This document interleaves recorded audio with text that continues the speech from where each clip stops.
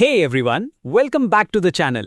Today I've got something really exciting, the brand new Kingston NV3 2TB PCIe 4.0 NVMe M.2 SSD. It's super compact, which is perfect for today's slim PC builds and laptops.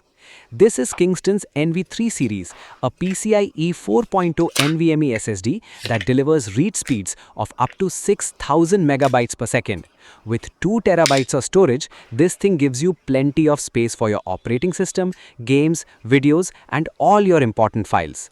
Whether you're gaming, editing content, or just want faster boot times and file transfers, this SSD is built to deliver solid performance and reliability. Now, let's install it. I'm placing it into the M.2 slot on my motherboard, aligning the notch, gently pushing it down, and securing it with the screw. As you can see, the whole installation process is incredibly easy and took less than a minute. Even beginners can do this without any trouble.